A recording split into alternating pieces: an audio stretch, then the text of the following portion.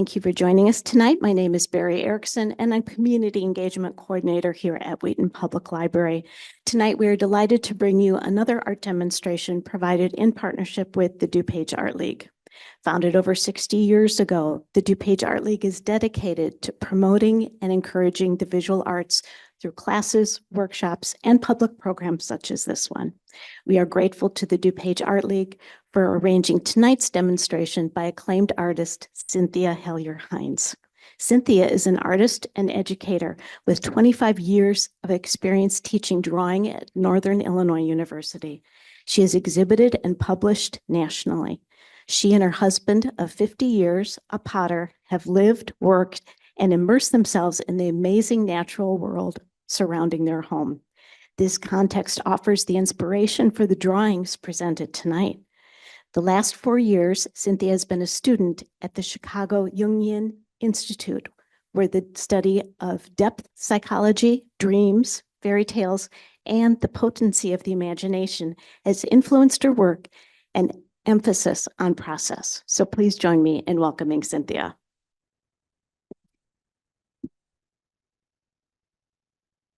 Thank you so much for inviting me to come. And as I said earlier to Barry, when you're invited to give a talk, all of a sudden you realize everything within your possession is in disarray and you have no idea where it is. So I really appreciate the opportunity to help me bring a little bit of order into my life at this moment in time. What I want to do is share with you my journey, both as an artist, an educator, and an artist. And notice that I'm saying artist, educator, artist, because it's in my life been a profound cycle of learning and growing through art making and through teaching, and now venturing into art making again, which has been so profound in my life and what I am able to give to others. Service to me is a preeminent element and character in the way that I live my life. So I'm going to be addressing a lot of different things. But when starting out to write a talk or presentation, which of course I don't write, I speak right off the top of my head, as you'll soon see. What I start to think about is, what is it you want to know? What do you want to know? Because if I spent an hour, hour and a half doing a colored pencil demonstration, I can guarantee it would be the best tranquilizer you ever experienced. You would all be drooling in your laps because you would go, oh, whoa, there's more lines coming up. So I think for tonight, what we want to really look at is how art works for us as individuals, how it works in a greater culture, how it manifests for personal expression, growth, and how it brings so much through us to others. So I'd like to start with a poem, and I'm going to read it very carefully on my phone, which of course I can barely see. Here we go. This is by Alfred Lamont.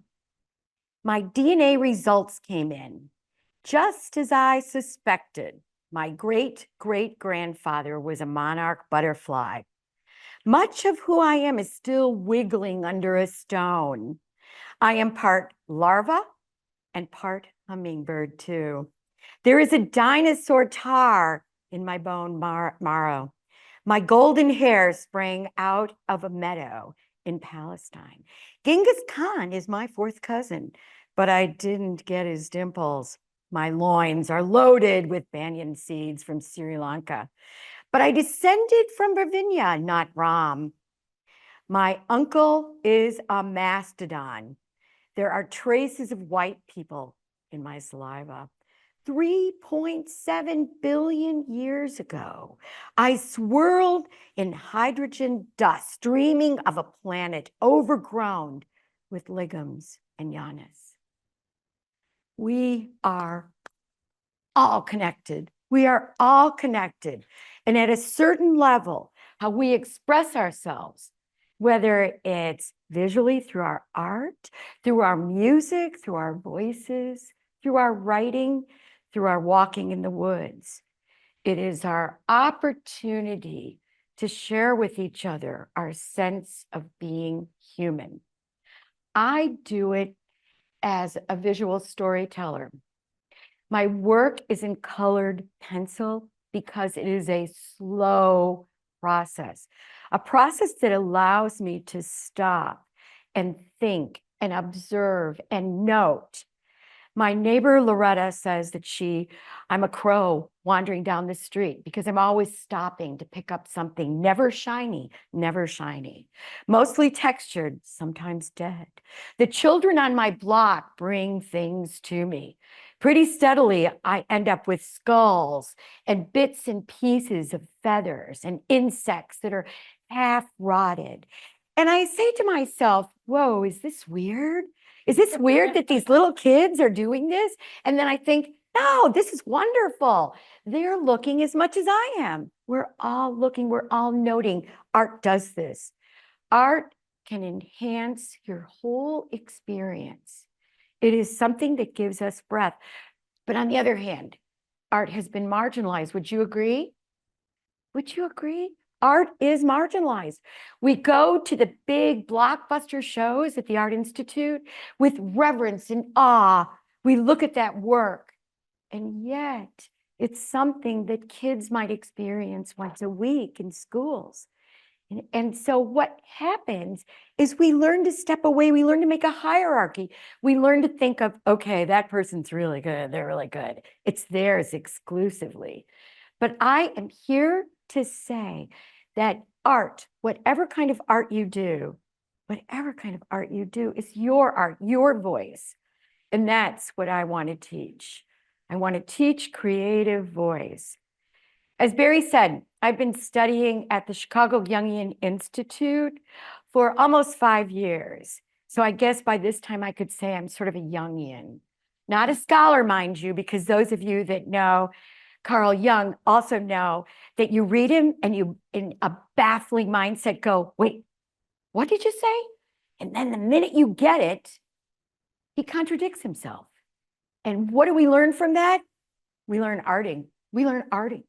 We learn that the process of looking is never done. It's never finished. It's never one thing. Just like you are, we're all related someplace, somehow. So I'm talking about soul grounding, soul, finding your voice, finding your soul, bringing in spirit into the soul to expression. Next. So in this, we're going to talk about the image. We think with images, right? Everybody in here, if I say, imagine something red, something cold, something that we can touch. What are you thinking of? What are you thinking of? Red, cold, and And you can touch it. What are you thinking of? Aren't you glad you sat here? popsicle. A popsicle. Oh no, that wasn't what I was thinking of, but that's good. Anybody else?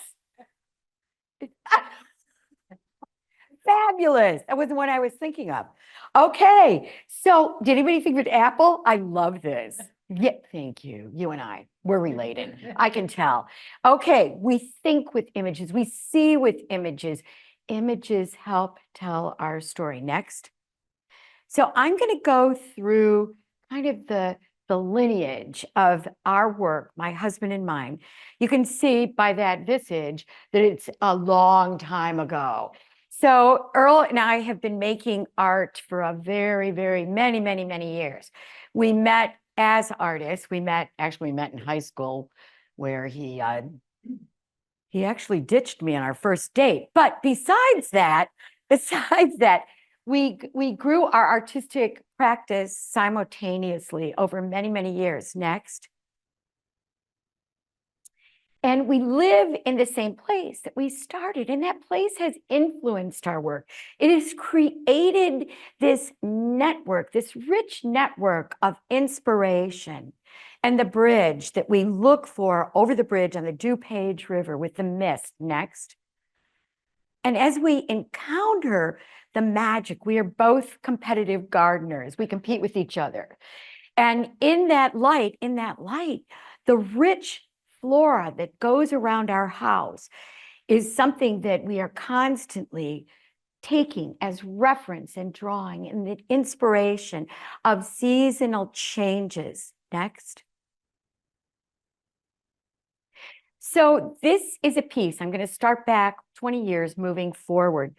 This is a piece that addressed the idea of the lineage of the garden, reclining in the garden with lace and that contrived beauty that was built over the constructs of beauty, meaning that in order to be beautiful, one must wear this garment. This garment came because my daughter had to have this for prom. And I picked it up and I thought, well, this $50 piece of lingerie to be worn only once. What does this mean and why do we have to do it? So I started using lingerie, but framed it in with seeds and vegetables and time passing, because regardless of what happens to us, time is going to pass. The seeds will grow, ripen, and die. Next. And I started to think ecologically. The iguana representing the reptilian brain, and the reptilian brain embedded in the watermelon. This is the reptilian, the iguana eating its home, its environment, and how often when we go back to the amygdala, the reptilian brain that is meant only for survival, we are willing to do anything regardless of the cost to our environment. Next. All these drawings are in color pencil. This is called Benediction for the Shredding of My Pantyhose. In this piece, this is a turkey. I took a lot of drawing going to the Field Museum in Chicago, which I highly recommend going down there to draw, because all the creatures hold still. So it's a lot easier than trying to do them in the front yard. And I was studying feminine constructs of beauty. But a lot of these drawings began, I didn't know what I was doing. I saw the bird. I had to draw the bird. The bird was beautiful. It had all this iridescence. It was almost irresistible to me. So I'm drawing the bird. And then my instructor at the time, Yale Factor, said, well, you're not going to leave that bird alone, are you? And I went, oh, no. It was summer. I plopped a red pepper in there. And then Yale said, well, that looks like the Sacred Heart of Christ. And I went, it does. What does that mean? And my Catholic cousin said, well, it means benediction, ultimate forgiveness. And so I thought, ultimate forgiveness. Well, I was doing a lot of research on feminism. And I was kind of trying to understand pantyhose and why we feel the necessity of pantyhose. And so I set this up where I stretched the pantyhose and I thought, benediction for the shredding of my pantyhose. I'm not wearing pantyhose anymore and never will. Next. So as we move through this is my daughter, Emily. She was modeling for me, and I made her put pantyhose over her head. And when she was doing it, she was fooling around, and I said, Emily, stop that. It's going to take twice as long if you do that. So she started pulling them off, and I went, perfect. Again, we see the pantyhose, the seeds of reproductivity and creativity. And we see the feet pressed into the visage of the screaming person as the bird of flight is moving away. Now, one of the things that I so enjoy, do you think people get that when they look at this? I'm giving you the story. Remember, these are all narratives. Most people don't know the story. I'm telling you. And so most people don't get it. But eventually, they get sucked in because of the technique, the drawing technique, the meticulous nature of the line, the skillfulness of the drawing makes people pay attention. And the next time they look at pantyhose or seeds, they'll remember this. So it actually prompts the consideration of some of the ideas and thinking. Next. So I started to use a lot of hands and feet in my work.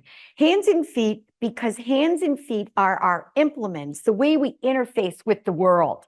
We use our hands to gesture, to talk, to write, to work, and our feet to walk on.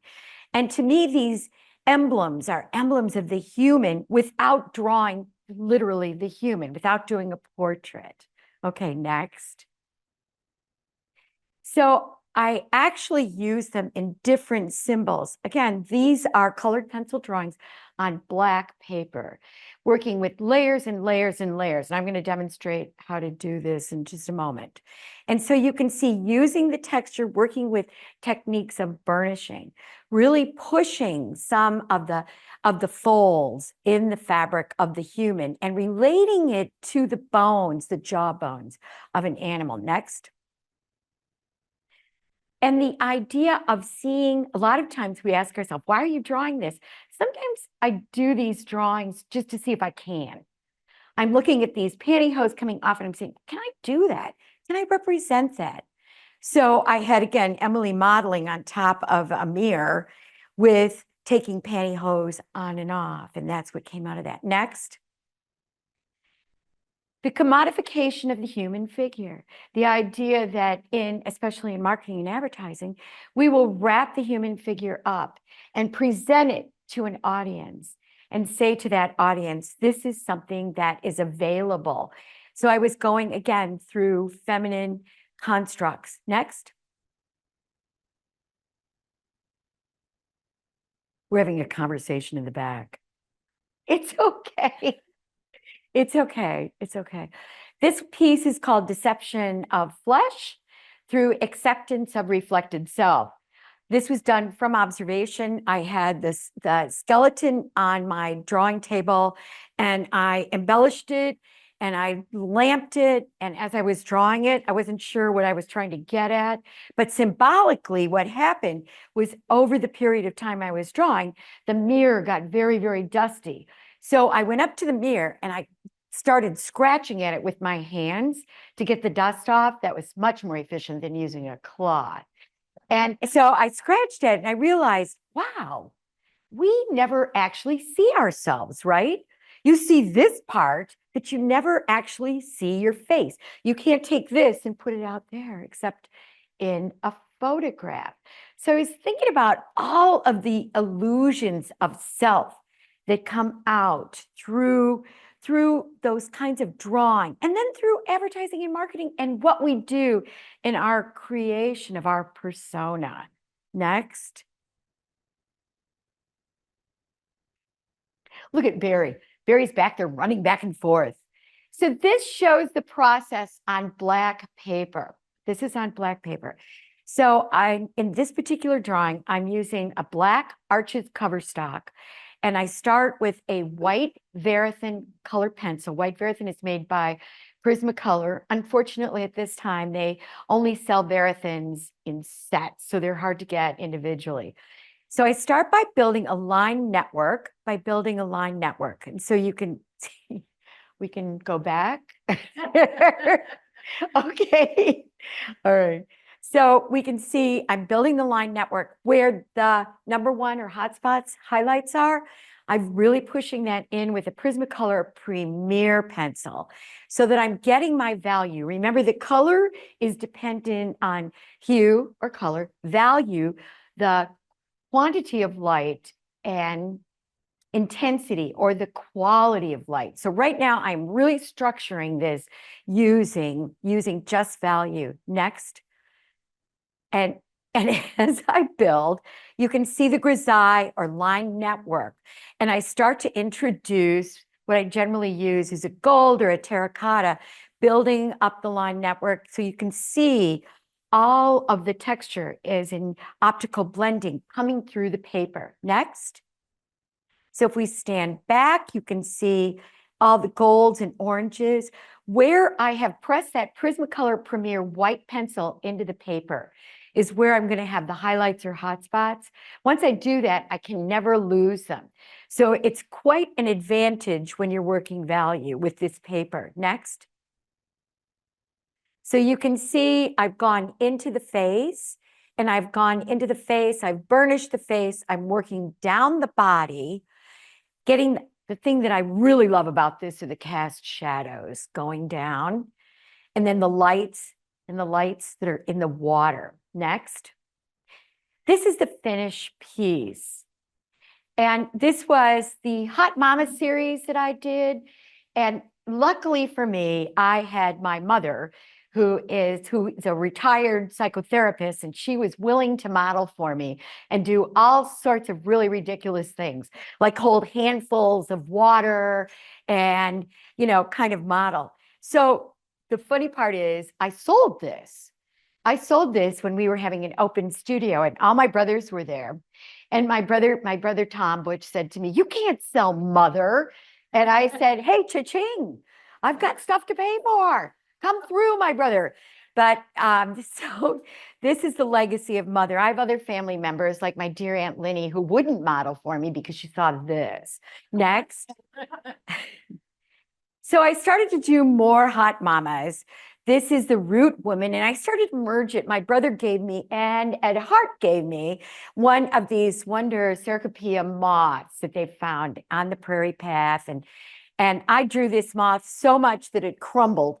But these are the roots, and I saw this as kind of this emerging. The weird thing is, this is my mother. And I drew this a number of years ago. And now I wake up in the morning and look, oh my goodness. That's my mother in the mirror. So as these hot mamas have evolved, so has the nature of them. Next.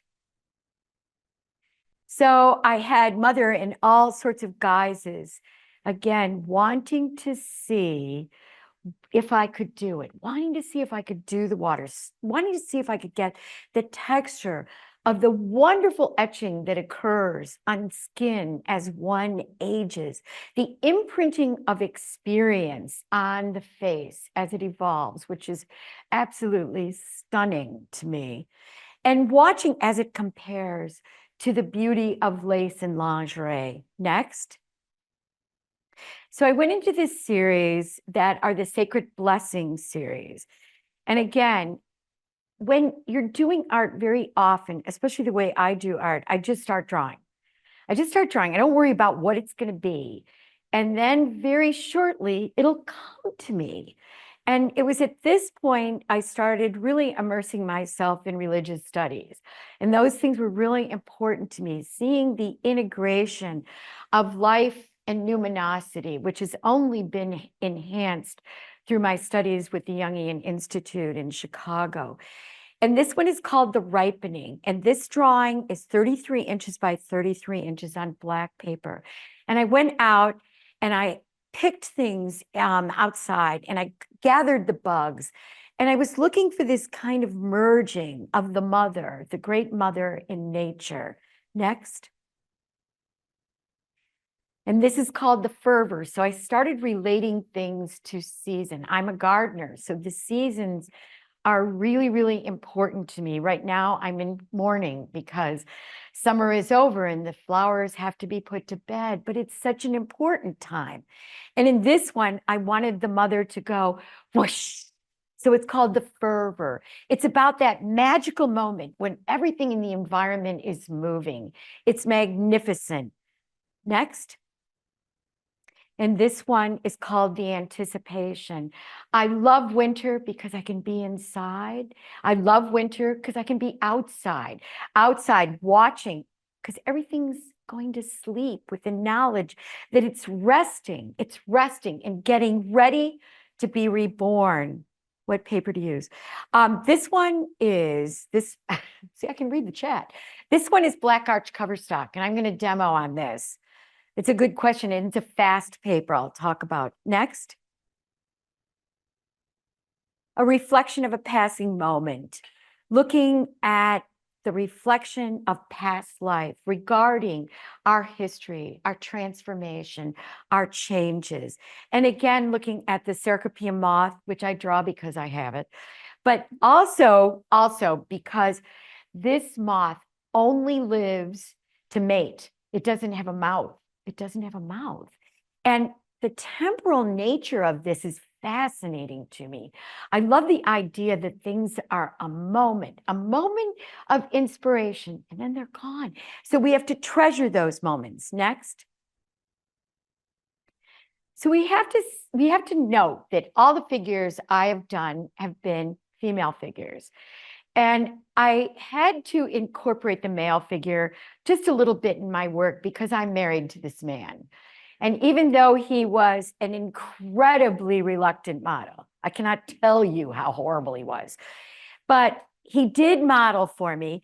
And when I asked him to, what I recognized through drawing him is that as a person reaches midlife, that for the male, a lot of the adaptations that have been the primary character of his life so far, we would call it, maybe frame it up as the animus, are released to open for the more gentler side, or embracing what we would call the feminine or the anima. And in this light, I knew this by drawing Earl, and I was expressing it by putting him, notice. Now, my husband is a big guy. He's a big, strong guy. Think football player. Think Mike in the back. Yeah, that would be like my Earl. So if we look at this, you can see his shoulders are diminished. He's a really strong guy. And he's not looking directly at the viewer because he is not being confrontational. This is the softer side. He's being pensive, reflective. He's allowing the emotions to come out. He is feeding us with generosity, which he always has, but in this case, it is obvious generosity. It's obvious generosity. Next. In this stage, the eminent power of nature and the numinous affect of nature has been part of my work in life. Next. So when we see the transitions, the beauty of watching things that are not clear anymore. Has anybody in here ever had cataract surgery? Raise your hand. Raise your hand, cataract surgery. Yeah, wasn't that something? Wasn't that something? All of a sudden you come out, you can see, and you haven't seen ever in your entire life. Yeah, what a gift. What a gift. That's what this is. Regarding the seeming abundance of nature, we photograph, we paint, we hang it with reverence on our walls, yet we so easily dismiss the fragile temporal aspects of nature. The sparrow, common and plentiful as the newspaper, the epic image of the forest, they are all a fleeting moment, vulnerable to our human disposal. Does anybody know where this is? Got an idea? This is Angkor Wat in Cambodia. Yeah, I had the great gift. My son-in-law and daughter took me to Angkor Wat for a vacation. Yeah, we didn't stay there. We stayed in a hotel. But, with 3 little kids, toddlers, it was wonderful. I just kept yelling at them, don't climb there. But it was breathless in the sense that this is thousands and thousands and thousands of years old and still remains. And what's happening is when it was discovered, it was so densely foliated that it was an entomologist, a bug guy, who came, and all of a sudden he sees these walls. These walls, there was humanity there thousands of years ago. This is nature, a world without us. Next. So I look at the work of Andy Goldsworthy. Andy Goldsworthy, who is an installation artist, Great Britain, who does these very temporal experiences using ice and wood and snow. And I think about all the things that we experience that we think are going to be forever experiences, and they're not. Next. Just like fall and the frost, the beautiful light that hits the trees. As an artist, can I capture that? Do I need to capture it to hold on to it? Or is it something that should just be experiential? Is it a life process? Next. So what I see is the living and dead things around us that have been vulnerable to that moment in time, running into a twig, getting impaled, to my, again, something that was offered to me. Next. And representing it. This is process. This is on white Lanaquarelle watercolor paper.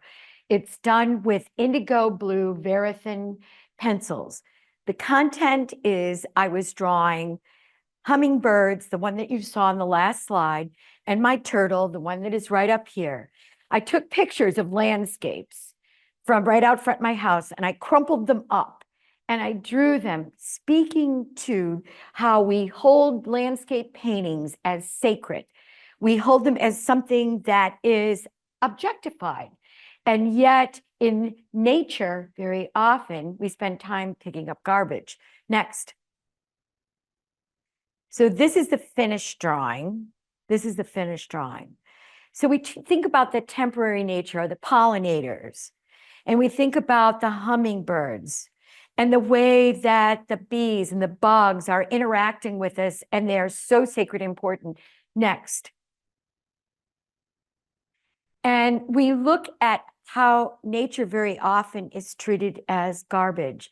I have a friend who's quite a stunning landscape painter. She happens to be sitting right over there.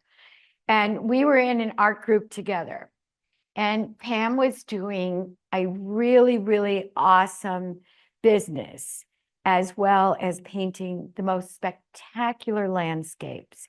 And I said to myself, gauntlet down, I am going to be Pam and quit my teaching job and just draw and paint. And I tried to do a landscape without messing with it. And I did for just one little bit. So I drew these trees and these rocks, and then I went, wait a second, I have this moth. So this moth has to be there. So all of a sudden there was a moth, and I said, well, the moth can't just be on top of this landscape. So I started to visually rip the landscape, and the moths are coming out of the landscape. And then I had to have the nest, because of course the moths have to come from someplace. So I drew the nest and the falling leaves. And then I said, well, this outside space looks really weird. So then I started to write into this space. And then I started again, think about newspapers. And newspapers, I don't believe this, but they say that newspapers are going away, that people aren't reading newspapers because they're all looking at them digitally on their computers, right? Yeah, are we doing that? We are. And so pretty soon the written word is only going to, I don't believe this because I like my books. But I was trying to kind of say, in this writing back here, it represents the writing and the word. And again, the moth that only lives to mate, and the landscape that's ripped and folded. Next. So I look at the sparrows, the common sparrow, and the nest, and the written word. And then I look at the detritus of nature. This is all stuff from my front yard. And I set it up and I drew it. It was quite a mess. And the dead sunflowers, and this drawing, that's just part of it. It's a very large drawing, exploring the textures and making it almost into a totem. Next.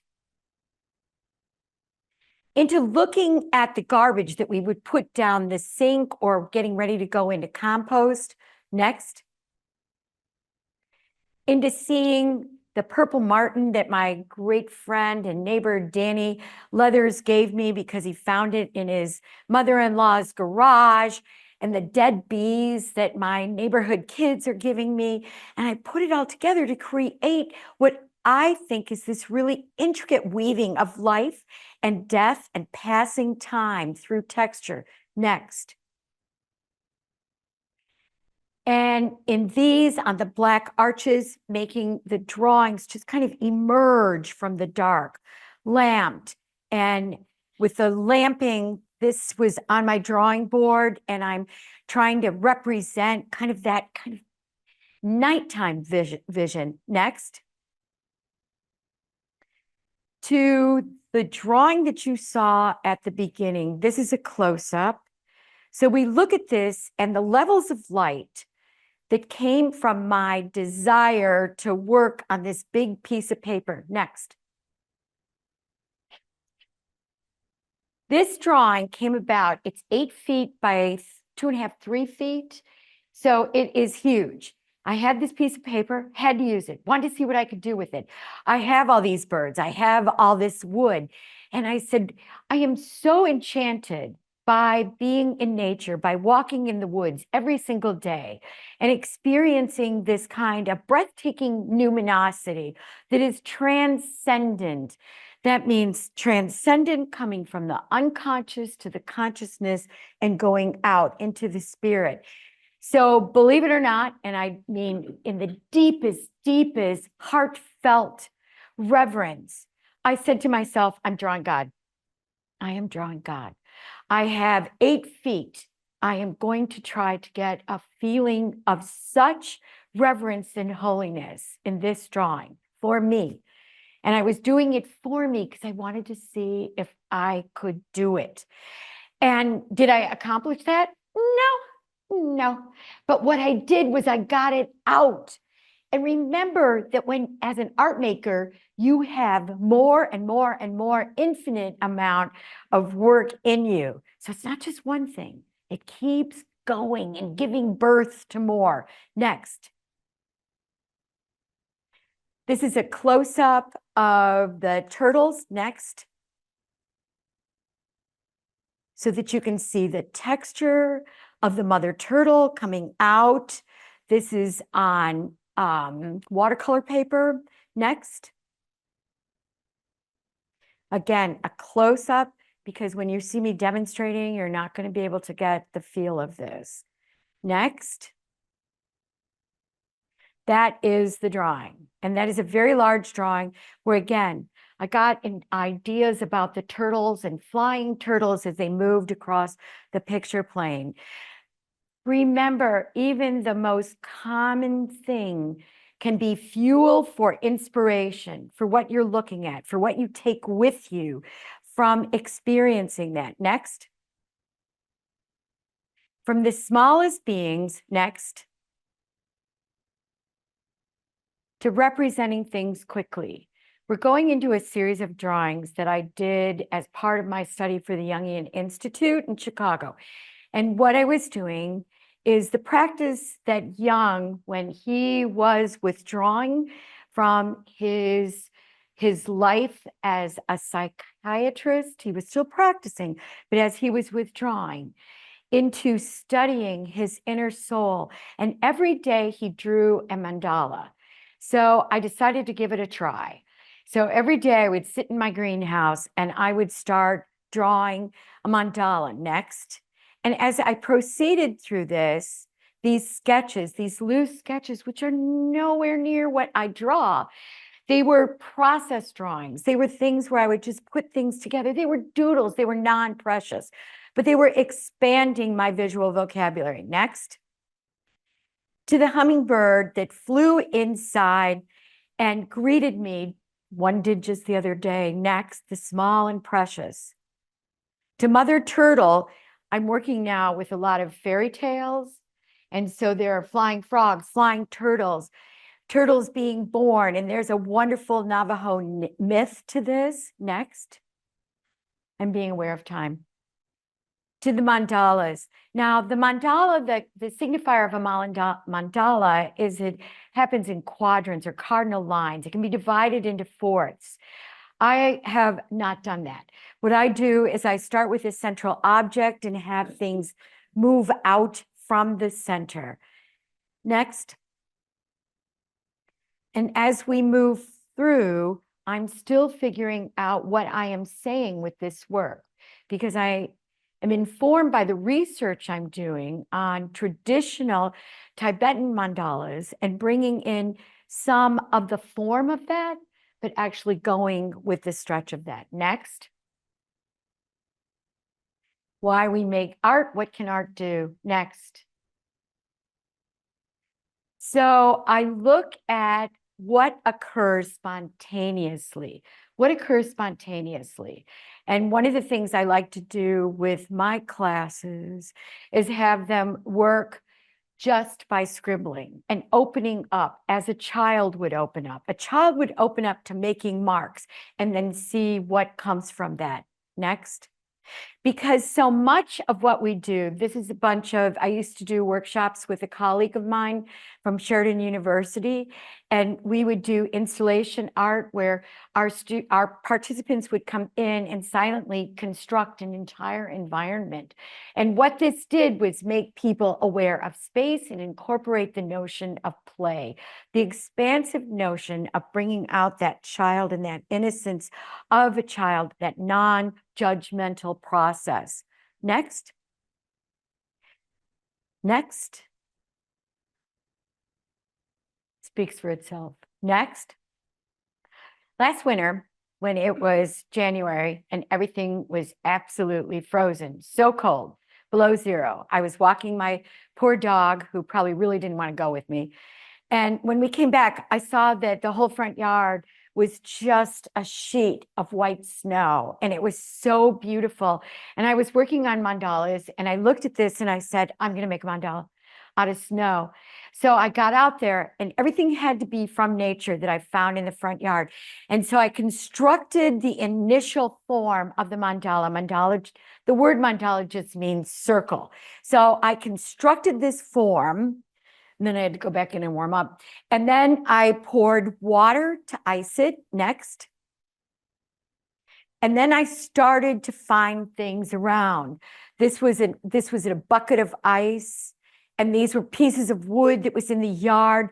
These are my cardinal lines, the lines that speak to truth and authenticity. Next.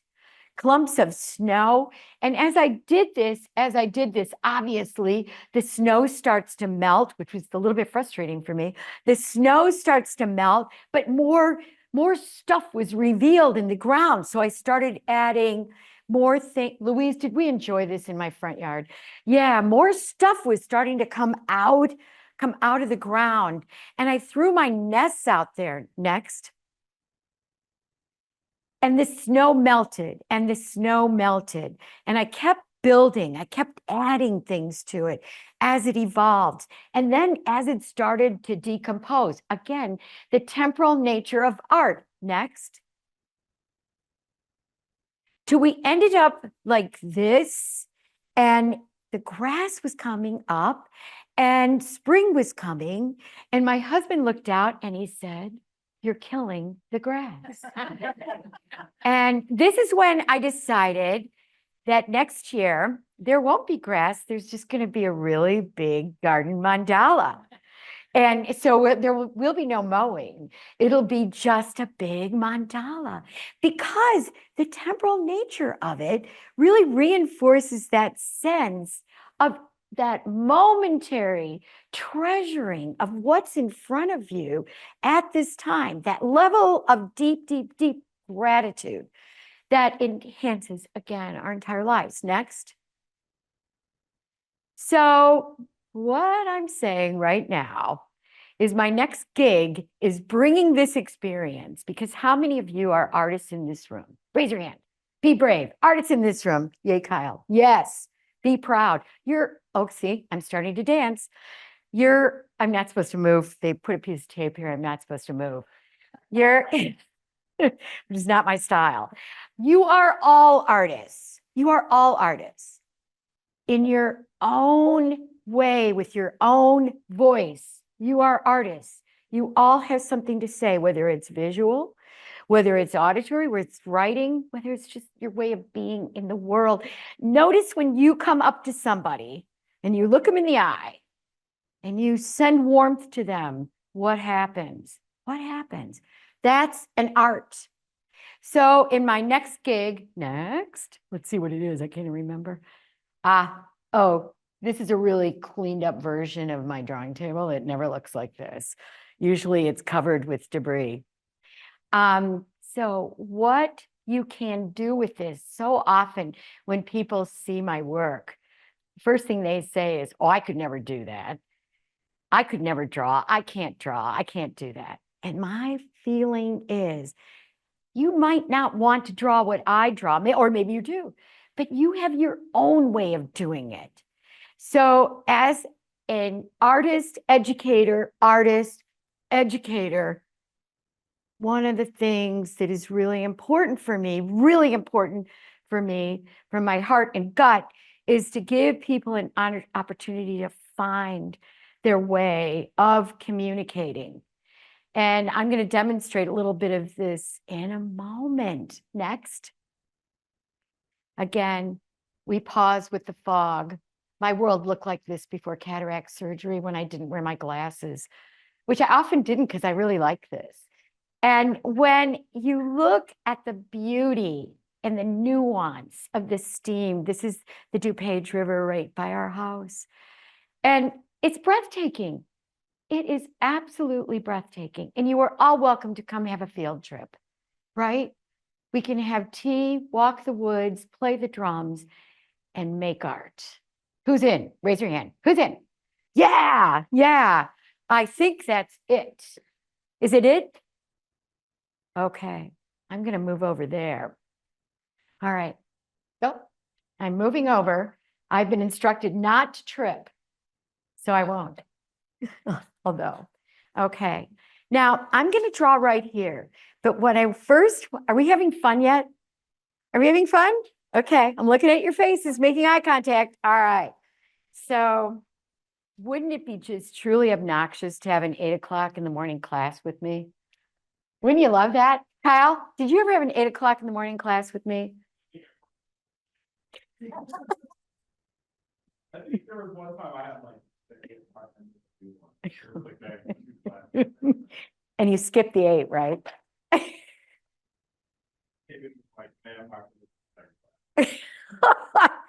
Yeah, you did rule. All right, so what I want to show you first is spontaneous drawing. And then I'm going to go into showing you what most of you really want to see, which is how to do these little tight meticulous drawings, okay? Which I will be honest with you, very often I'll start with this kind of drawing, and then I kind of have to go to the other because I'm reverting back, but I'm doing more and more because I am so lucky to be in analysis with a Jungian analyst who is absolutely phenomenal. And she won't let me get away with not exploring some of these things that I have felt so resistant to. So I'm going to work with Prismacolor pencil sticks. Now the sticks, okay. Barry, I have no idea what time it is, and I have no sense of time. It's about 7:20, so you have a little over an hour. Okay. I could have slowed down. Okay, these are pencil sticks. You can get them anywhere. And they're a way to expedite the drawing process.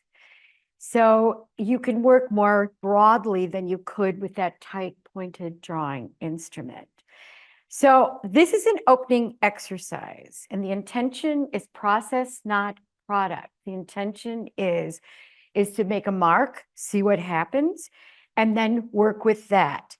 So I'm going to sit, not because I want to, but because it'll get me closer to the paper. And I'm hoping. I am going to pick 3 colors. I'm going to pick a dark and a medium value color. And then I'm going to pick a light color. I'm going to put these to the side. I'm going to start with the dark. This is paper I found in my husband's studio. It was curled up, and I said, can I have that? I don't think he'd looked at it for 10 years. So I'm going to close my eyes. I'm going to close my eyes. And this is a really good practice, drawing with your eyes closed. So drawing with my eyes closed, I have no idea, but I've got a sense of this. And in my life drawing classes, I do air drawing, so that we will draw the figure in the air. And in this case, I'm closing my eyes, kind of like those of you that have done a blind contour. And I am just going to make marks, varying the pressure. I'm watching my posture because remember, drawing is very, very, very embodied. Drawing is a physical process. Everybody thinks that it's just visual, but you use your body to draw. You use your body to draw. Then I'm not going to look at it. I'm going to grab another color, working around, putting this to the side. My eyes are still closed. And I'm going to breathe. I'm listening to the sound of the drawing tool on paper. And I am allowing images from my imagination to come through. I know that imprinted in my imagination and psyche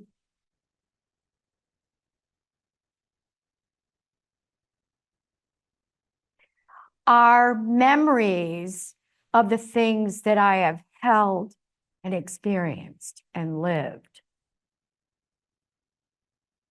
Now I'm coming in here. Again, I haven't looked. Drawing can also be magical in its ability to transform.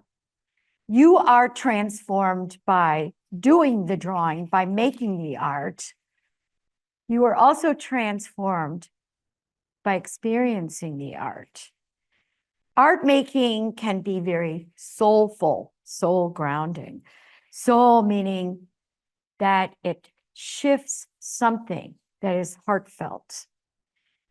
James Hillman, the psychologist, wrote a book called The Soul's Code.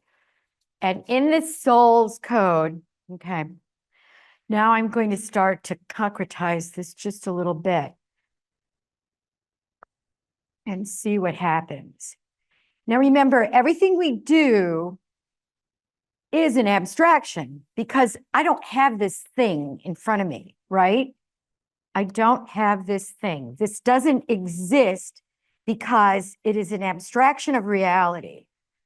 It is creating the illusion of maybe something, or maybe a feeling, maybe an agitation. Maybe not. So in Hillman's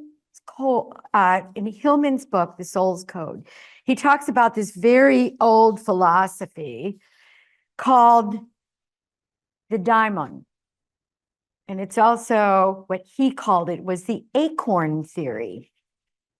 The daimon is a very old Greek idea, which was also explored through Jungian psychology. The daimon states, and it's spelled like demon, but it's pronounced daimon. And the daimon speaks to that notion that we all have something powerful inside of us. It's soulful, it's in our soul. And its intention is to create your life meaning. And that without working with your daimon, without working with the meaning of life, your life in particular, our ability to participate fully in life is neglected. So with that in mind, working toward finding life meaning, working with your daimon, is a really important intention. And there's many, many ways to do this. There's many ways to do this. For example, I was lucky enough to always, oh, that's nice and cold. I was lucky enough to always make art.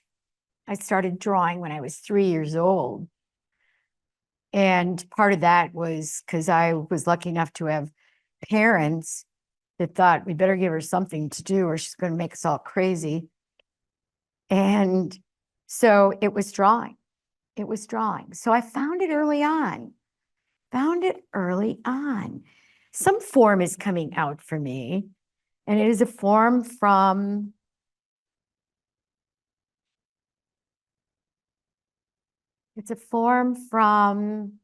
my history and nature and tradition. And I see it as probably coming out as some kind of a nest. Are you seeing it? Are you seeing it evolve? Yeah. So as I'm doing this, again, the nest, what does the nest represent? We work with images. Images make symbols. Symbols are the images that are so known to us that many times they're archetypal.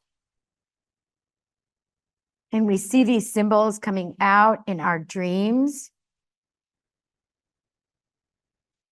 in our stories that we tell ourselves.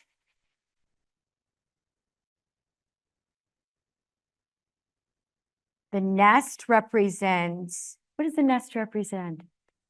Home, home, absolutely. And we build home, we build the nest. And the nest is where the babies are born. And the nest is where the babies leave and move on to have their own lives. So this is an exercise for opening. This is an exercise that is not about coming up with a drawing that you would hang on a wall. It's about a process. It's a process that can be enhanced and experienced. Now, could I develop this into a finished drawing? I could. I absolutely could. I could come in here. I'm going to show you a little bit about doing this. Do you like my container? Very professional. We order a lot of Thai food in our house. So colored pencils and pencil sticks, as well as oil pastels, are soluble to anything with alcohol in them. So I have found that I really like to come in and use markers with the colored pencil because it starts to blend the color. It's a solvent that breaks down the wax and the oils. So to use these solvents can see how the color starts to brighten. So it expedites the drawing process. And again, as I'm working at, I love brush markers. Who doesn't love a good brush marker with a really bad smell, right? That's why all the printmakers are having more fun. And y'all know what I'm talking about. Okay, as we go down and around. So I can take this, I can expand it. One of the things that can happen if you start with a nice big piece of paper and you just let it grow, it's really fun to do. All right. I haven't asked, does anybody have any questions? There were several questions from our virtual audience about materials, if you'd like to cover some of those now. Yes, sure. One is, do you use a certain paper for particular drawings? How do you choose your papers, perhaps?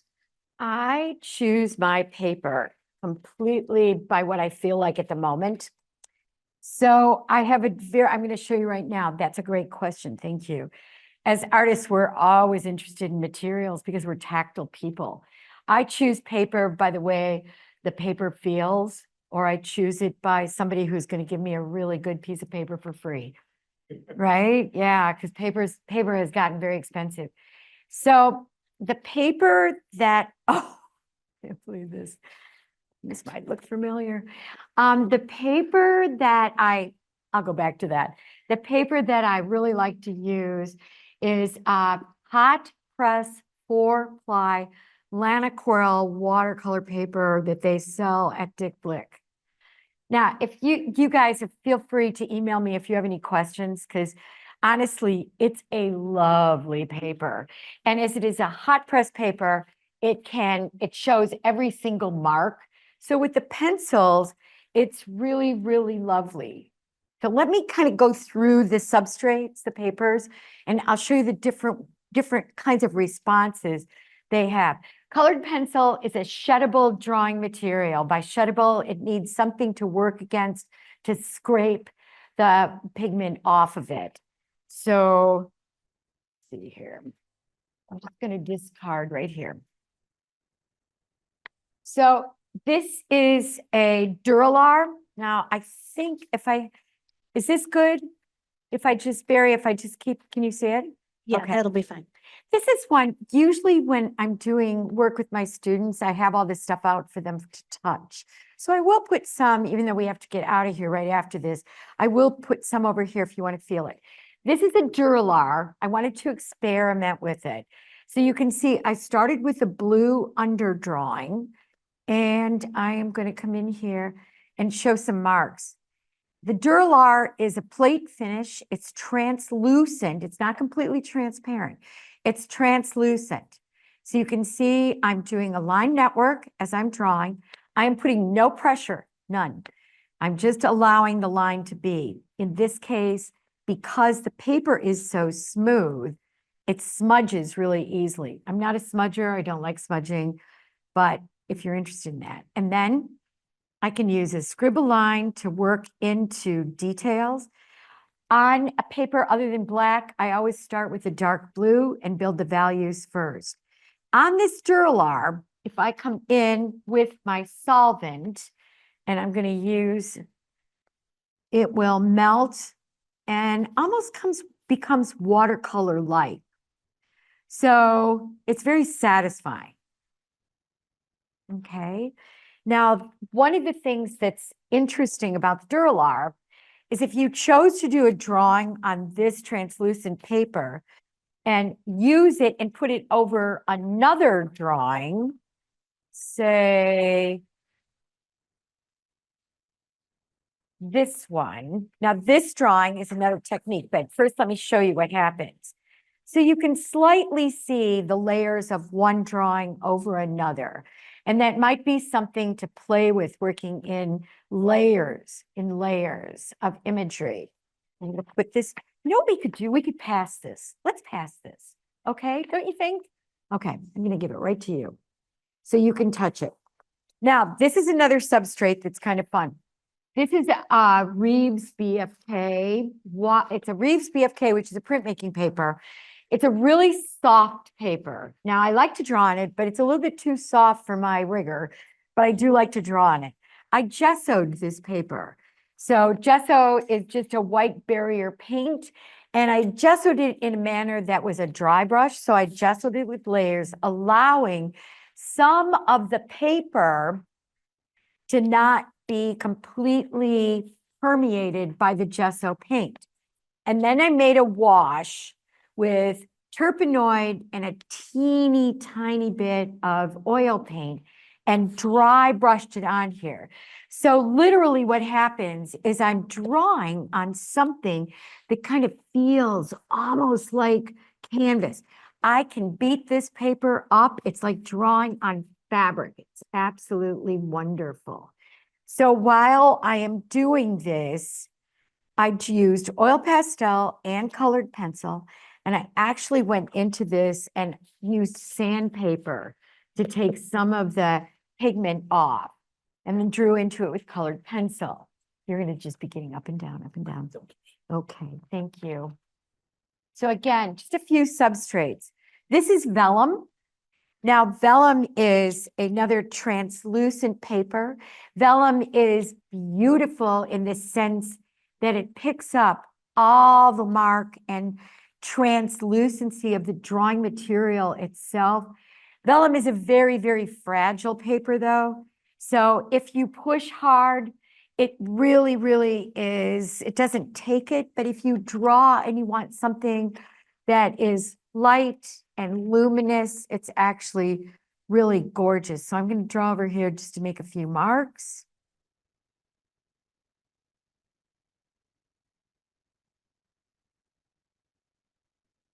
Building. Okay, I'm going to pass this so that you can feel it. When you feel it, feel the wax of the pencil on the surface. Now, this is another drawing that, again, this drawing was done from a combination, and I'm bringing this out to show you, and then when you touch it, you can kind of see up close sort of the way the mark is etched into the paper. So I'm hoping with clean hands, you will take the pads of your fingers and just gently feel. This is the Lanaquarelle watercolor paper. So you can see it's hot press, but it's still got some give to it. So you can take the pads of your fingers and you can put it on and you can feel the fibers of the paper as they stick up, as they've been etched through into the drawing. You can also see the stroke of the mark as I'm building up and the way that the texture is creating parts that are burnished. By burnished, I mean there's thick layers of wax on there, and then parts that are left optically blended. So you can actually feel that. Now, this is, again, the 4-ply Lanaquarelle paper. Now, the important thing about the Lanaquarelle paper is that it can really take some abuse. So if you're a heavy presser, now this is the start, and maybe not, of one of my mandalas. And so you can see as it is laid out, I've got the circle. The circle is not in the center. It's moving out. And what I am doing now is I've blocked off areas where I will work with temperature. I'll keep it cool colors. And then coming in, I'll have areas which are representational colors. Now, in here, what we can see, I'm going to go into the blue area. And I'm using my Prismacolor Verithin, watching a colored pencil drawing is like working with watching weaving, slow, slow weaving. So you can see, I'm going to keep the color in the areas that the light is coming out of. I'm going to keep those really light, and I'm going to limit the color palette. When I started drawing with colored pencils, I started working with 6 colors only, warm and cool colors. And then I encountered a group of people who had formed a coalition. It was actually sort of a strange group of colored pencil artists called the Color Pencil Society of America. Does anybody belong to this tribe? The Colored Pencil Society of America. They were wonderful. The first Colored Pencil Society of America group that I went to, it was in Canada. And I came in with my 6 colored pencils, and they were walking in with trolleys with 10 pastel boxes with all filled with colored pencils. And I'm in there with my 6 little colors and a pencil sharpener, feeling really inferior. And I came out of there and I said to Earl, my husband, I said, hey, we've got to get me pastel boxes and a trolley, or I'm just not up to the job. I'm less than. And he probably rolled his eyes. He's the most tolerant human being. And so I gradually evolved, but it wasn't until I started grad school at NIU in my late 40s that I really came into working with color saturation and working with some more complex meaning. Working and teaching at NIU for 25 years more has been an ultimate gift. Their art program and the colleagues that I've worked with have been amazing for the most part, just absolutely amazing. I am still there though, because our students are just dear. That's the only word I have. They are the hope that gives me a belief in our future generations because of their kindness and their authenticity, their willingness to work with each other. They're a blessing. They're absolutely a blessing. I hope some of them are listening. I want my teaching ratings to go up. You know, they have those teaching forms. Yeah, ratemyprofessor.com. Yeah. Okay, so again, you can kind of see how on the white paper, I'm starting to build using a line network. But I think most people are going to be more interested in the black paper. Yes? Yes? Okay, so we can pass this. All right. Feel free to touch. You can't damage this because anything you do, I can repair at this point.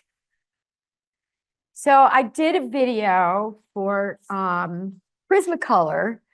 Now, let's just be clear. Prismacolor is owned by the Sanford Corporation. They make Prismacolor pencils and markers. They also make Rubbermaid products. Yes, who knew? And I had to audition for this gig to make this video. And I have kind of a character where I think things are pretty funny. They cut everything out of the video that I thought was fun because, of course, it was for the corporation that makes Rubbermaid products. And so this had to be pretty serious and there couldn't be anything crazy like pantyhose. So I had to do a proposal and I had to audition.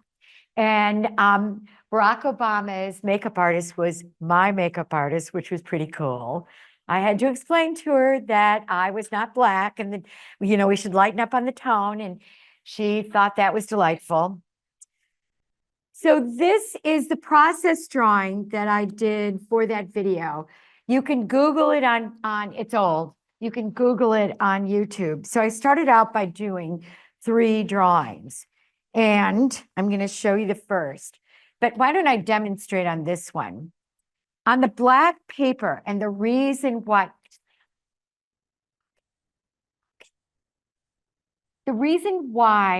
I use the black paper is because it goes twice as fast as the white paper. It goes really fast. It's very efficient. But you would never do something that was sweet on black paper because you can never get rid of that undertone of darkness, right?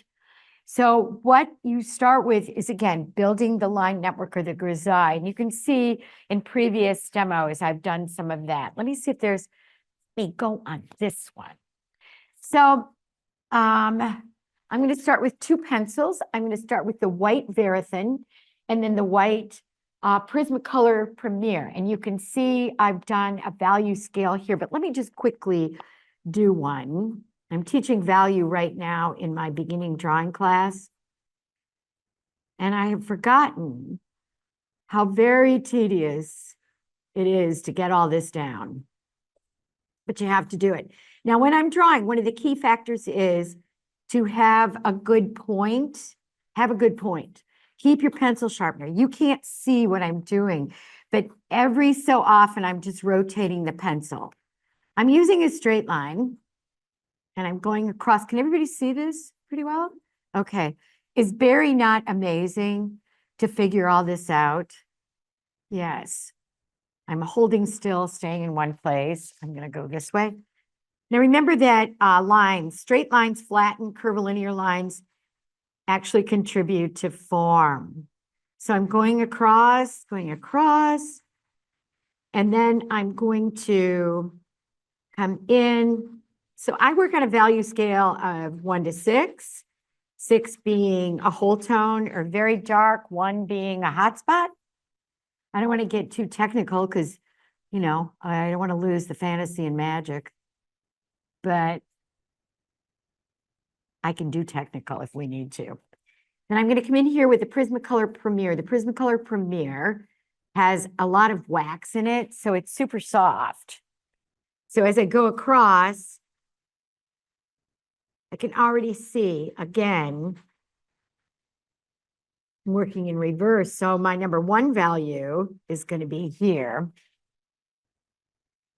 And I'm pulling this up.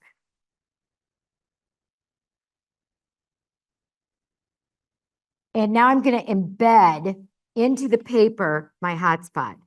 Once you embed it, you can draw over it and you will always have that number 1 highlight going through. Now I can do continuous value, which means you can't see the mark, or I can do optically blended value, which means you're going to see the texture of the paper. I like both. The next color I'm going to use is a Verithin Gold. I'm going to use that for transitions. I use the gold because it is somewhat like a yellow ochre, but it doesn't have a lot of color in it. So you're not contributing to the color. Where things where things are a neutral color. And I like working with neutrals. So if I were doing this wood, for example, this is neutral. I would use cool, warm, complementary colors. So I would start laying out my value. Remember, color depends on hue, value, and intensity. But then I'd start going in with, let's see what I got here. Blue and orange. These are complementary colors. I'm going to play with a neutral. So on this end, I'm going to start with a warm orange right over my grisaille or my line network. It's so much more fun if you can speak French. Right, right. I'm right, aren't I? Yeah, there's some French in there and everybody thinks you're so much smarter until they realize you only know grisaille. There we go. And then the opposite of orange is blue. So I'm coming in here with the blue. Now that is going to make a brown. I can work back and forth. Your blue pencil is darker than the black of the paper. So as I come down here into my number 6 value, I hope you can see this.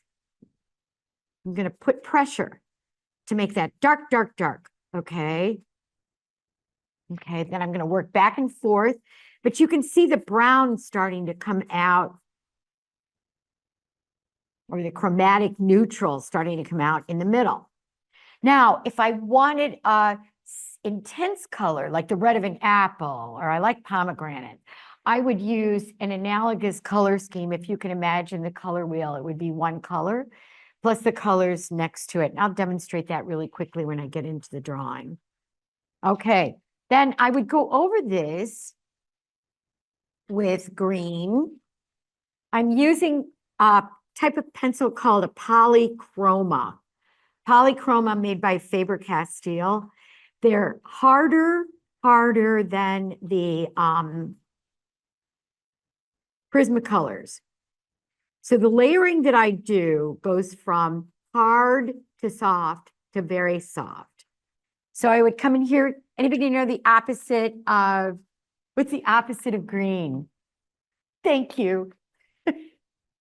Okay. You know, we tested graduate students on this. Some of them didn't know. They got beyond it. Okay, so building up, you can see the color coming out. It starts to build a luminosity. Luminosity means inner glow. Is this getting boring yet? Are we still just like, whoa, whoa, look at that. Look at that coming out. Wow. And then we'd go to primary, secondaries. We would go to violet and yellow. Now, I don't actually have a good violet in that top drawer. Now, this is a joke because if you saw all the colored pencils I have surpassed anybody in the Colored Pencil Society of America. I'm the winner. I got them. I really indulged. Yes. Oh, I'm going to have to break out. I'm going to use this. This isn't really violet. Okay, coming in. This is sort of violet. I'm coming in, and then I can always go over it to lighten it. The opposite of violet is yellow. So I'm going to bring in here yellow and violet, make a really nice brown. Okay, simply. So from light to dark, value. Okay. Any questions so far? All right, let's look at this. So this is what I did for that video. Let me turn it right side up. Okay. So I'm going to turn this. So what we see on this side is the beginning of the drawing. And this is how you would start a drawing. I'm going to work over here. So the way you start a drawing, I'm a big believer in working holistically. So start your drawing by laying out your composition gesturally. So I would start with a light, no pressure, gesture drawing. Can I go back here? I need more paper. I always need more paper. Okay, so I would start by doing a light line gesture, working out my composition. No pressure because I don't want to embed it. And I like to do a gesture and then put the edges of the picture plane on it. So I'm editing my composition with the edges of the picture plane. After I get this, I would start by adding my value. Now you can see in this drawing, what I've done was I've started with my grisaille and I've done cool, warm complements and I've got my hot spots. So I've gone this far, building it with white, building the form with white. And in this case, I am using the Verithin, but you could do it with the white polychroma, because those are pretty hard. And then, but always hit your hot spot. Now remember, what makes reflection is contrast. Contrast. And you're literally embedding. And you can go through here and blend it even more. Blend it even more. And you can see right here, I've gotten to the level where I have actually burnished. What burnishing means is after you get enough layers of the pencil on the paper, then you can take an analogous color. Usually, I like to use, this is why I have so many of these. I like to use a tint, which is the color with a lot of white in it. And it has to be related to the color that you're working with. So I've got a bunch of tints that I can come into. I can also cut back into it with pencil marks as needed. So this is where I left off. The setup was, this was a sterling silver vessel with a lot of reflection. This was a pomegranate. And this is a skull, and this is a pear that was in the process of rotting. So I got it this far, and then I moved to the second drawing. It actually took 6 hours to do this video, to shoot it, and they narrowed it down to 60 minutes, three 30-minute positions. So this was where the next one led. So you can see the pear is using analogous colors. So the pear was really yellow. So I would use where if the perceived color is yellow, okay, and yellow on black, unless you have white underneath it, just looks green. So I'm going to have to put some white under here. Okay. So I'm going to do some of the pear. Okay, again, this paper, this is Black Arches cover stock. You can pretty much get it anywhere. They also sell white arches. Then I'm going to come in and analogous color. If the perceived color is yellow, I'm going to think about my color wheel to make it darker, but still maintain the color. To make it darker, I am going to go forward. Yellow is the most transparent color. So to make it darker, I'm going to go into like yellow-green. Because I still want to maintain, and a blue.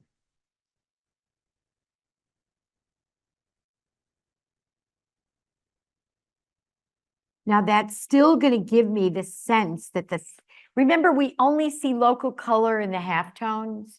That's where you see local color, not in the darks and certainly not in the lights. Is this making sense? Do you have any questions? Any questions? I know y'all want to play, right? Everybody in here says, give me a pencil. I am ready to do this. Have a finished drawing? Did they get to see the end of it? Kinda. I'll show it. Yeah. Thank you, Pam. So the question was if there was a finished drawing in the Prismacolor demonstration, and the answer was yes. Thank you, Barry. And just a note that I will put the link to that video in the follow-up email tonight. I already found it and have it in the list of things to add. That is so good. Okay. Now, oftentimes my top layer pencils are Bruinzeels. They're from Holland, and they're like butter. They're really, really, really luscious to work with. But they're expensive, so I'm sparing. Cynthia, could you talk about, you've mentioned several different brands of colored pencils. Could you talk a little bit about your favorites and perhaps Sure. why? Thank you, Barry. I select the pencils for the character of the pencil. So I use the Verathins because they're very hard and they can get detail and they can get a smooth value range very easily. And I use then the Faber-Castells because they have an exquisite color range. Faber-Castells are also, they're called polychromas. They're also hard, but not as hard as the Verathins. Then I use the Prismacolor Premiers as the next layer because again, their color saturation and their variety is really exquisite. My top layer would then be a Brunzeal, which comes from Holland. They sell them at Blick. They are all, I think, open stock. Ooh, it's getting bright. Okay, wait. I'm going to come in here with a tint. So I like the top layer to be like a Brunzeal if I want to punch out that luscious surface. Okay. But honestly, one of the things that I really recommend is do not go out and buy 300 colored pencils. Get yourself primaries and secondary colors. Play with them, experiment, because you can mix pretty much any color you want from the primary and secondary colors. But we all know they're different primary and secondary colors. But play with it a little bit and play with the papers. I was not kidding when I said, when I buy paper, what I do, I'm the nightmare of the paper stores because I go in and have to touch everything. Go, ooh, yeah, that one works for me. This is the one that's coming home with me today. So this was number 1, number 2, and this is number 3. I wouldn't consider this one done, but this is where it stopped in the video because this is where we ran out of time. So what I will do is do a little more work on this. Remember, my suggestion is that we work from hard drawing material, so the Verathins, to the soft drawing material, the Brunzeals. So those are chosen by range of sheddable drawing material. So right now, I'm at the level where I will probably only use the Brunzeals or the Prismacolor Premiers on this. So what I'm going to go in here is I want to beef up this pomegranate. Also, what happens on the black paper especially is the black paper can come up with what's called a bloom, a wax bloom, which means the wax from the pencil rises to the surface. I have never had this happen with white paper, but I have had it happen with the black paper. And to get rid of the bloom, all you have to do, you should rub it with a cloth, not your fingers. But that's what I had. Okay, so I'm coming in here and I'm working analogous. The object to the pomegranate is red. I'm using, yeah, see, that's already got a lot more punch to it. And again, pomegranates are luscious and juicy, right? Ooh, pomegranates. They are stunning. Okay. So I'm coming in here and I'm burnishing because they're also smooth. They're also smooth. Coming in. Okay, so if I want to bring things forward, I have this really nice Brunzeal. And I'm going to go over into the light with this warm Brunzeal. I don't know, can you see this? How it's starting to pull up. But I've got so many layers of pencil on here that I'm really close to scumbling up the surface of the paper. Now, to me, I know when I'm teaching colored pencil, which I don't do very much at NIU because I need them to produce more work than what this would take. But I have some students who do crazy good work, amazing work. Got one sitting back there in the corner. And in that work, what I see is that very often they push it faster than I do. Okay. When I use a pencil, usually I keep it out, put it to the side so I know what I've used. And you're going to keep your pencil sharp except when you are burnishing, because if you burnish with a sharp pencil, you have to put a hole in the paper. And where I want it to get darker, I'm going to come on in here. Ooh, ooh, ooh. Now, I find pathetically that every time I use a color, I feel rewarded by that color. It makes me happy to move from color to color. But I also create persistence by staying with the color as I move through the drawing. Now I'm coming into the background of this was lace, which I lost because I didn't have time. And the reflection, remember we see reflection by contrast, but reflection is a wonderful illusion. Okay. So I want you to consider, after watching this kind of story of the way my art has unfolded in 20 years and the narratives that are coming out, the fairy tales have always been present. The stories have always been present.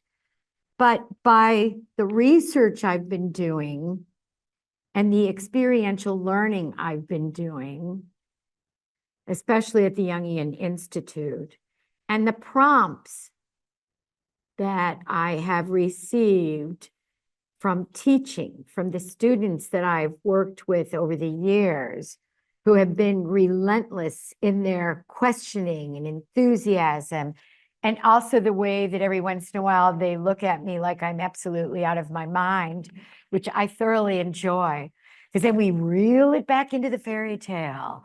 And as we tell those fairy tales that are also their fairy tales, and how wonderful it is to identify through dream work, through finding your spirit animal. Did anybody see the spirit animals?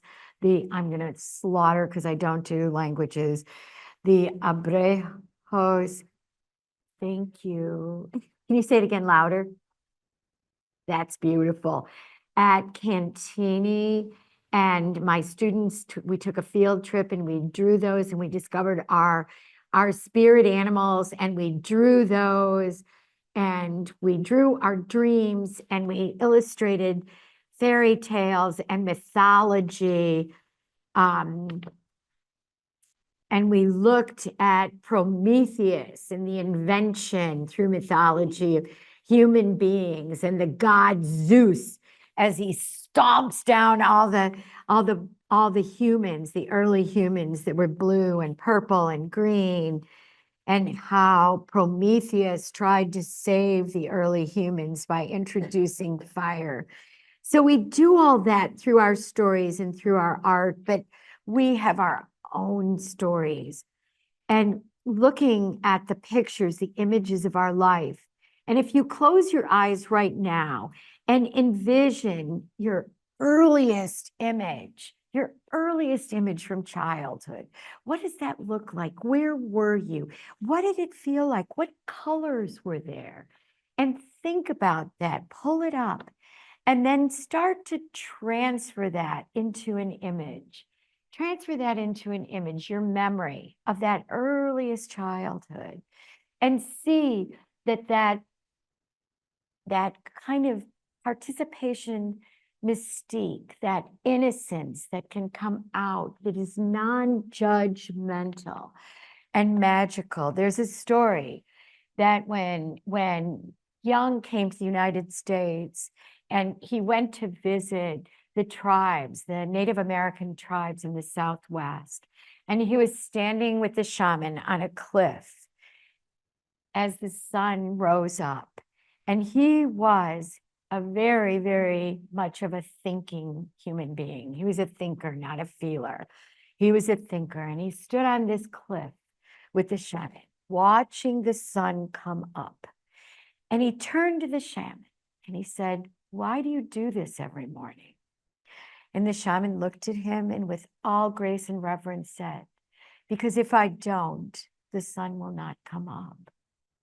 So think about in our lives how often we witness those moments of time and they imprint on us. Think about those early memories when you're feeling the heat of the sunshine. That first moment in the summertime when you get to go to the beach and play in the sand and you feel the warmth of the sand. Or like me, you're out there making a mandala when it's only 5 degrees below zero with your poor dog and you're mad at him because he keeps walking through the center. So all of these moments contribute to our transcendence, to our ability to feel and see what's around us, the beauty of it, the magnificence of it. We are so lucky. That's what I got. Thank you. Uh, Thank you so much, Cynthia. We do have a couple of questions here, and we'll start with those from the virtual audience. And then, of course, as you're thinking in the in-person audience, please feel free to raise your hand. Someone is asking about the brand of markers or solvents that you are using. Okay. In all honesty, I used to be on the Prismacolor advisory board. I have to own that because I got all these markers for free. So that's why I use these markers. But because I have a lot of really fabulous students who work with markers, and I have a grandson who is really invested in markers, and so I happen to know there are other brands that may be even more effective. Mary, you got any ideas there? Okay, like the, yeah, like the Copic. Yeah. Kyle, markers, any ideas? Digital guy? You're all digital. Okay. So I'm not getting help from past. Anybody have any markers that they like? The thing that you want to look for is it needs to be alcohol based. And there is also a marker, a clear marker that is just it's just clear and you can break down the wax with that. I don't think I brought one of those. It is also made with, there's also something called a Splendor, which is a wax pencil that you can blend on surfaces with that. I usually use a Splendor to repair holes in the paper when I've pressed down too hard. Okay. Someone suggests Tombow in the chat. I love Tombos. My students use Tombow for rough sketching. Tombow markers are great. And I love the brush markers. Tombos are great. Thank you. Right. Someone's asking the brand of colored pencils you would recommend for someone who's just getting started, a beginner. For just getting started, the Prismacolor Premiers have the most versatility in color.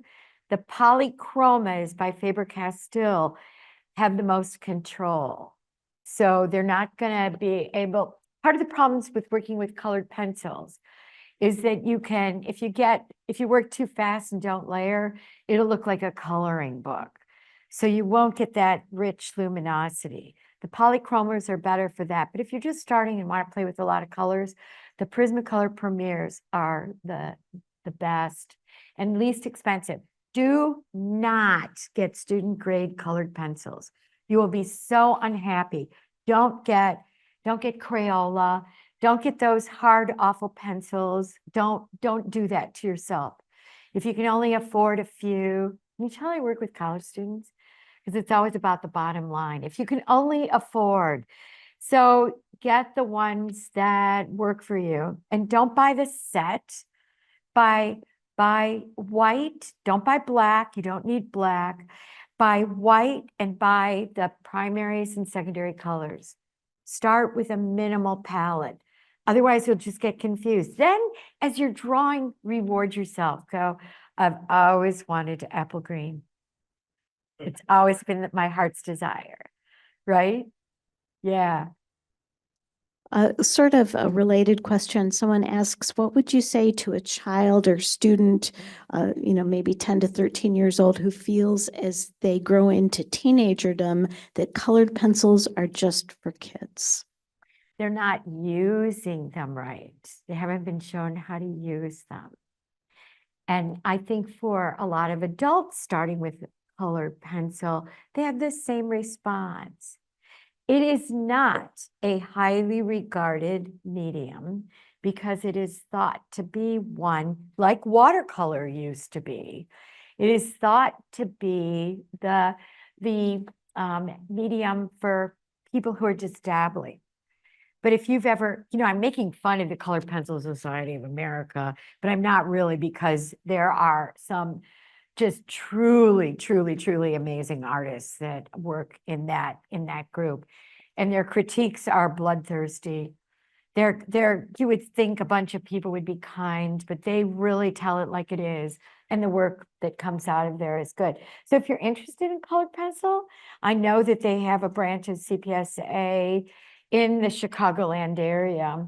So that's a great place to learn. And they do workshops and stuff like that.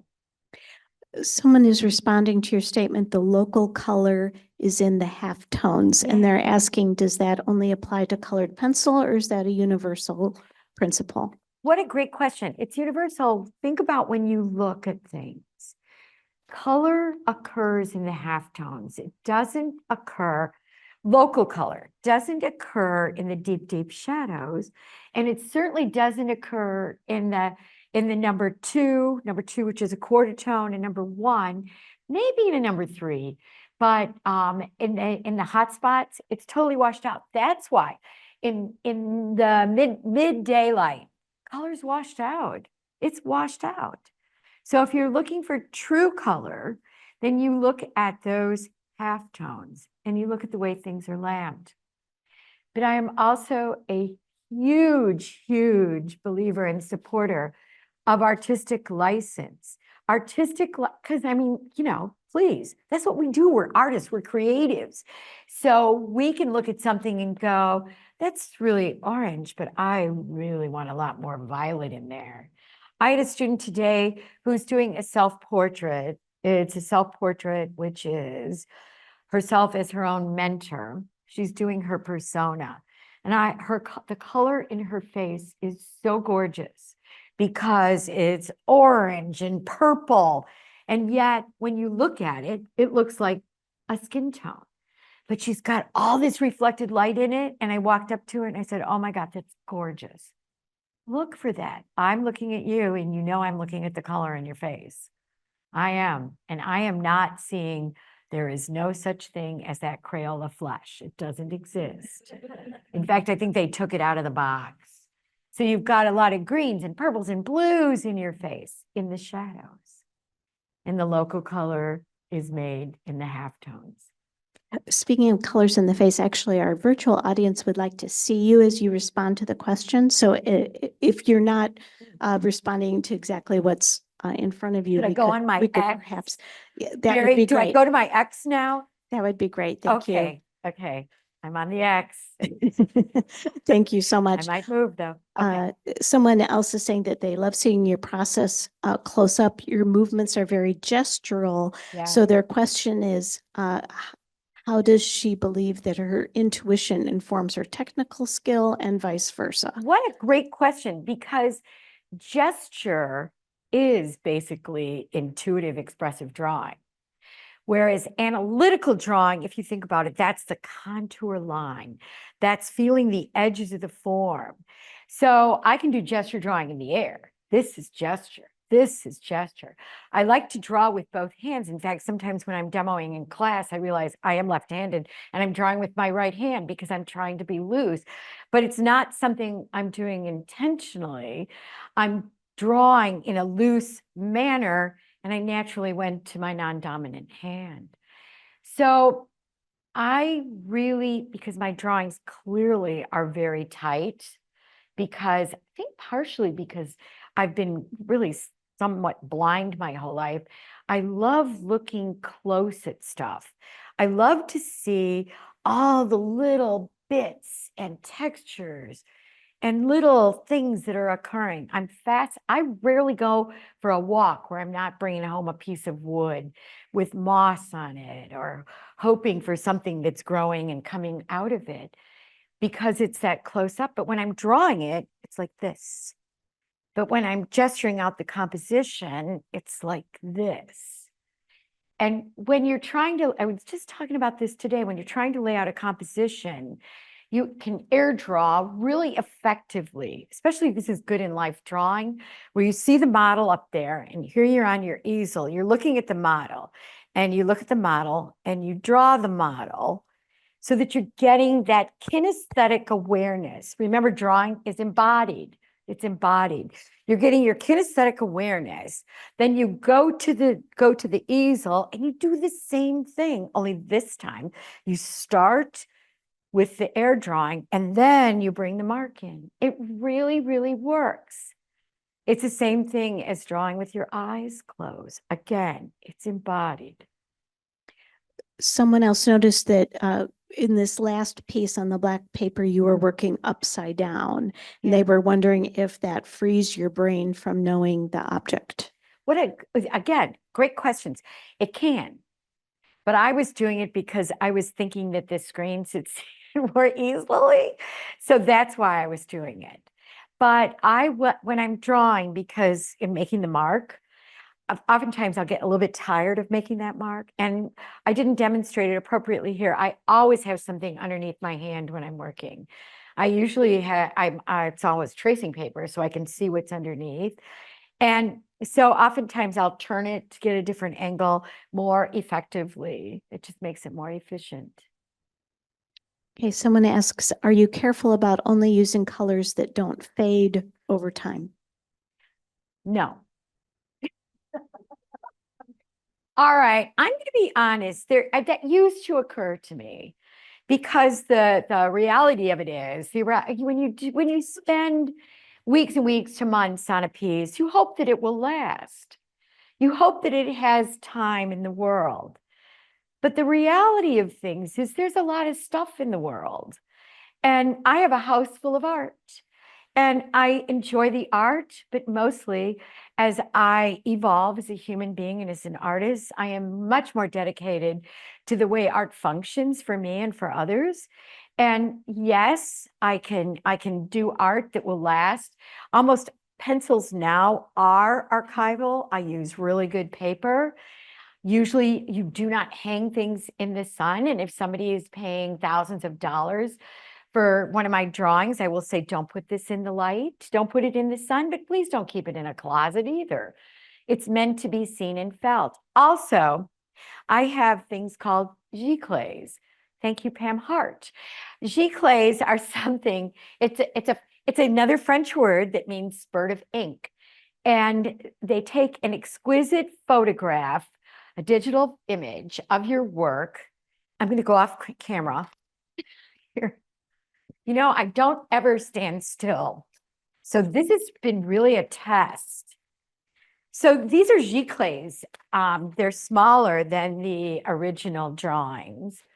And when I had these made, I had a show at the Elmhurst Art Museum. And when I had these done, they asked me to have them done. And Adam Osseo Brown does these. And when he finished doing them, I was a little bit horrified, because they look exactly like the drawings. You can't tell the difference. The paper is archival, the ink is archival, and I can sell these where my original drawings are very expensive. So this gives a vehicle for reproduction. But again, I can't, if I stopped to worry about this, to be concerned about it, if I was going to sell it, yeah, I probably should be more concerned. I did for a while. I started out as an illustrator. And one of my big clients was Tellabs. And I did a lot of work for Tellabs. And at one point, I was working in ballpoint pen. I did all my work in ballpoint pen. I don't know why.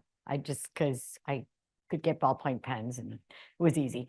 And then they came back to me years later, and ballpoint pens are not archival. You can get India ink ballpoint pens, but ballpoint pens are not archival.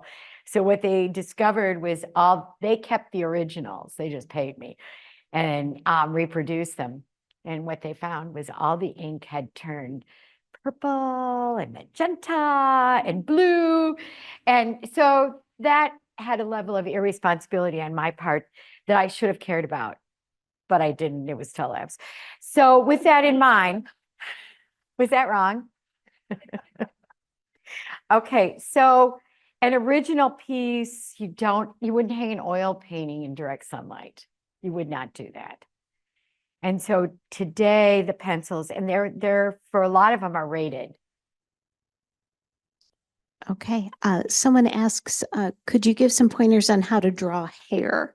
And while you're doing that, I'll go out into our in-person audience, see if we have any Okay. additional questions, but if we could address hair. Okay, hair, I can demonstrate it, but hair is, depending on the texture of the hair, extremely linear and time consuming.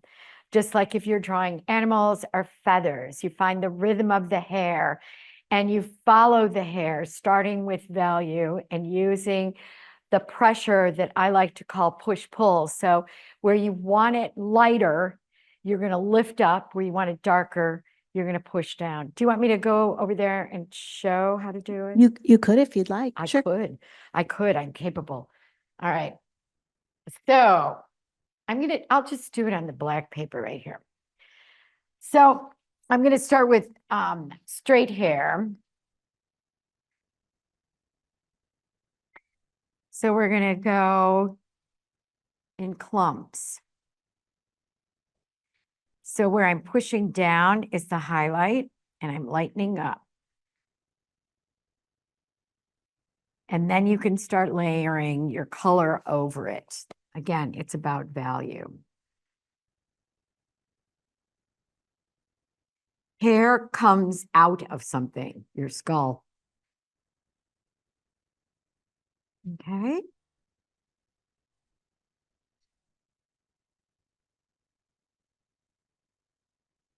So it's kind of like that. Now, if you're doing curly hair, you're going to do the same thing. It's all about making pattern and then repeating it. If you're doing fur, depending on the fur, it's hit and lift. Same thing with feathers. Find the pattern, find the rhythm, and then layer into it. It's just time consuming. Yes. About time. Well, one moment, I'm going to bring the mic to you.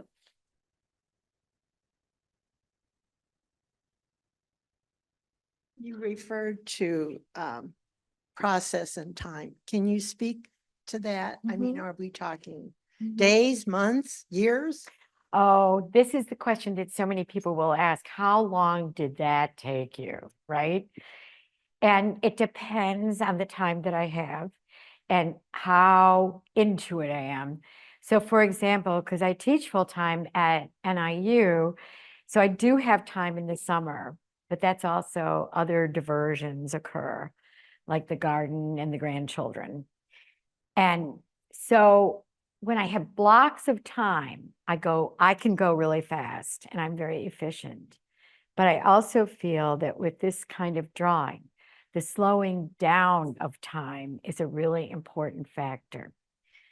And time is not linear, because we've all experienced time when time goes really fast and time goes really slow. And I find that when I'm drawing, the first part of the drawing process goes really slow.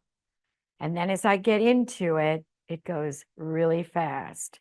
So I might be sitting down for 8 hours, and it's that last 2-3 hours where I'm cooking, where everything is happening. So again, it's not about bop, bop, bop. It's about bop, bop, bop, bop, bop, bop, bop, bop, bop, bop, bop, bop, bop. So it's this explosion of time. Yeah. So time is fascinating. And it's not real. Okay. Oh my gosh. Right. While our in-person audience is thinking perhaps of any last-minute questions, someone from the virtual audience asks, what psychologists do you take most inspiration from? You've mentioned Carl Jung. Any Yeah. others? Yes. Psychologists, well, Carl Jung was a psychiatrist, and I've been, again, studying at the Institute, Chicago Jungian Institute, for going on 5 years. So I'm really immersed in that. But because of that, I've been also reading James Hillman, and I love Hollis. There's just a whole bunch. And I remember my experience in this study. What has been so mind-boggling to me is that I'm in an academic situation. I'm in academia. I've been in academia for over 30 years because I taught at another school before I came to Northern. And with that, that is a very thinking area. Everything is analytical. Everything is verified. Well, I'm a creative, and there was many years where I felt kind of stupid because I'm an extroverted thinker. I'm a feeler. I don't think in analytical terms. But what I do is I see and I feel and I investigate. And what I learned from my Jungian studies is there is no real complete thought. There is no real end. It is all like unraveling an onion. The more you unpeel, the more you discover. And that it is a gradual unfolding that then becomes another unfolding and another unfolding. I find myself listening to lectures on physics and not understanding a word, but still getting all these images from the discussion. Quarks. I like the word, and what does it do? I love studying about the universe and the cosmos. I like looking at things and not knowing. I don't need to know, but gradually with the knowing, with the unfolding, things start to rise up from the psyche. And it's really, really pretty thrilling. All of a sudden you go, where did that come from? Where did that come from? And isn't that a gift? How do I know that? That was not a good thing when I was teaching health and wellness at North Central College, by the way. Making up stuff like blood pressure numbers, not a good thing. But in the creative field, and I found a lot of creativity in that too. And I love systems and patterns patterns in the body, patterns and systems in life. Seeing that repetition, it's really quite wondrous. There's a great book called The Book of Awe. And I can't remember the author. I could look it up. But he speaks to that idea of continuous wonder and what it does to your physiology. Just like we know how gratitude enhances your life to such a degree. It's just like when I started earlier and said, look somebody in the eye. I had a student who worked at Target in DeKalb, and she said, nobody ever looks at me. Nobody ever talks to me when I'm checking them out. And I thought to myself, that's awful. That's dehumanizing. And then I realized that that is something that I've never done. I'm always looking at people and I'm always wondering, why are they so nice? And I realized that it's that tether, it's that resonance, that reciprocal nature that we all have. And we do it with our creative prowess, with our art, Our art is a manifestation of who we are. Right. Let's take one last question. The last question, that's a two-parter. Of course. So my first question is, I don't know if you covered this or if I missed it, but you talked about themes of like feminism in your art and then eventually evolving into the Jungian studies and how that's impacted your art. What made you settle on the mandala as a theme is my first question. Okay. because of the attraction to pattern and how I could deviate from the existing traditional mandala.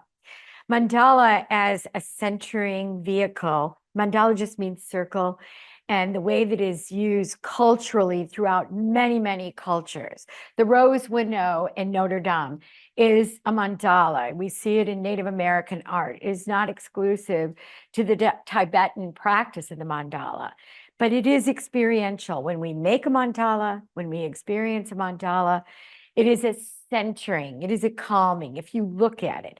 So I was interested in that and seeing if I could impose some of my patterns in visual vocabulary and playing with that. It was especially rewarding to make physically the mandala. And it related back to when I was doing installations with educators, where I would start them drawing to sounds. So it was kind of eliciting sort of this synesthesia sort of effect using different senses. And the mandala making was touching that same place. Okay, my second question is, you briefly touched on your travels to Cambodia and Angkor Wat. Has there ever been a time that you have entertained using nature that's not native to your own backyard in your own art? Like, obviously people bring you things. Have they ever brought you a dead giraffe or something that you could use? No. And actually, I feel like by drawing the things that are part of my vocabulary, things that are native to me is more authentic for me. And I had even had a little bit of trouble when I started doing my mandala work because I was studying it and I realized the complexity of it, just like going with the I Ching. This was not my culture. This was something that felt very distant from what I knew, that I appropriating some of it, and then I realized if I embodied it, then it was mine. But if I copied what they were doing, that's not what I'm about. Traveling as I did, and I was enabled to travel because my son-in-law and my daughter took me because I'm a really good babysitter. Children love me. And with that, the travel was really life enhancing because I got to see these magnificent places, but I got to see them in the case of Angkor Wat through the eyes of a 2-year-old who is climbing on all these things, who didn't get what all this was, but was just getting that innocent appreciation of those experiences, which was just really, really quite magnificent. Yeah.